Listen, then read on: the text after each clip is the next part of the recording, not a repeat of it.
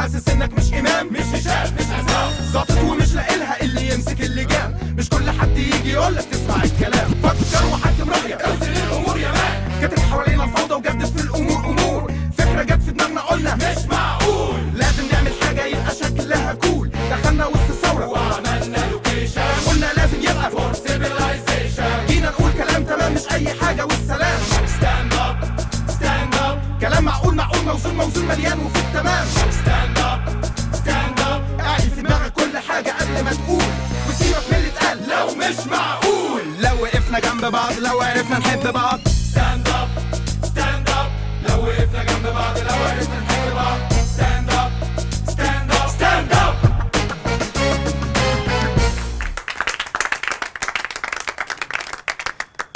وحشتوني والله، ربنا يخليكم. تحرش يعني انا نصيحه ليا، يعني نصيحه مني ليكوا، خافوا من التحرش قوي اليومين دول. البلد اتملت تحرش، ده بجد. يقول لك قبل الثوره التحرش كان زياده، وبعد الثوره بقاش في تحرش، والشعب بقى التحرش بعد الثوره بقى اكتر من قبل الثوره. العالم زاطت قوي، ده بجد. يعني انا شايف انه احنا بس خدنا 18 يوم اجازه بدون تحرش اللي هي فتره الثوره بس. بعد كده الموضوع بقى بهبل. يعني قابلت واحده عندنا في المنطقه دي بتبيع ايه، فجل وجرجير، اسمها ام بليله، عامله كده وشبه قطاطه، يعني هي شبه قطاطه جدا وكبيره في السن. الست دي بقى ايه، لقيتها داخله المنطقه معايا بتقول لي يا اخويا ابعد عني. فبقول لها مالك يا ام بليله في ايه؟ فلقيتها بتقول لي ايه، اول امبارح كنت معديه على شارع السوق، طلع عليا 3 كانوا هيغتصبوني.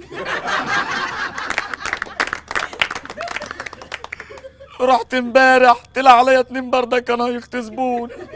فقلت لها طب وهتعملي ايه؟ قالت لي اديني رايحه النهارده اشوف هيعملوا ايه. ايه يا ام بليله يعملوا ايه في ايه؟ هو انت شايفاني؟ لا. فقعدت اتكلم معاها وبقول لها ياه، هو تحرش اليومين دول يجي حاجه في التحرش بتاعكم؟ فقالت لي بس بقى يا اخويا فكرتني بتحرش الزمن الجميل. زمان، ده زمان ده كان المتحرش متحرش على ابوه. ده التحرش ده يا اخويا كان مسابقات. ده انا كنت اجري كده زي الشحروره في ساعات واقول لهم اللي يحصلني يحرشني. والله يا اخويا كنت امشي الب كده ولا يهمني. ياه، ده انا كنت اشوف الواد من هنا واقعد احوم حواليه، عشان كده كانوا بيسموني الدوامه الافريقيه. قلت لها برضك يا وليه مالك في ايه؟ التحرش اليومين دول برضه لسه بصحته. قالت لي بس يا اخويا ده زمان كان المتحرش يستأذن الاول قبل ما يتحرش، يقول لي ممكن فاقول له اتحرش.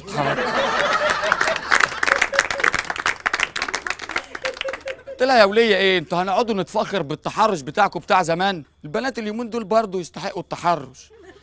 ده البت تلاقيه شعرها كاستنائي، وخدودها لاستنائي، بوس تنائي، احضان تنائي، كل حاجه تنائي. قالت لي والله يا اخويا يا. قلت لها بس برضك يا وليه اليومين دول الدنيا قافشه على التحرش ده. قالت لي ليه؟ قلت لها عشان اليومين دول المجلس العسكري اللي ماسك. يعني دلوقتي عقوبه التحرش مش غرامه وبس، لا ده ممكن توصل للحبس. قالت لي والنبي يا اخويا اسكت، والنبي انا داخله اغسل المواعين. قلت لها ماشي بسلام يا ام بليله.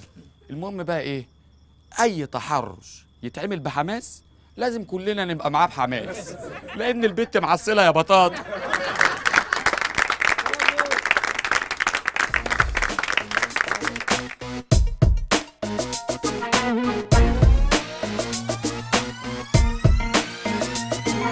اديكوا سمعتوا وشفتوا ولا قاعدين والسلام؟ يا رب تكون الناس عرفت وفهمت الكلام. قلنا لازم نعمل حاجه لولادنا القدام، حاجه باين وتقول مين المسؤول. حد زعلان مننا؟ ده مش معقول. ما فوضى جوه الشارع، جوه الشغل، جوه البيت، مش عارفين نتنفس في الزحمه. انا مليت، خايفين نواجه نفسنا بكل السقطات، فكل واحد مننا مليان غلطات. خلص الكلام اوام ليا وليك ولغيرك، وادينا قايمين سايبينك لضميرك. يلا ستاند اب، يلا نغير، نقف جنب بعض ونتغير. مين عليك تساعد مش مستاهله، بكره مصر بيك وبينا تبقى احلى. جينا نقول حبة كلمات، حياتنا مليانه سلبيات. ستاند اب فيها صبح وليل عايشين جواها. ستاند اب ستاند اب، اي كلام يتقال بحماس لازم يتسمع بحماس حتى لو كان مع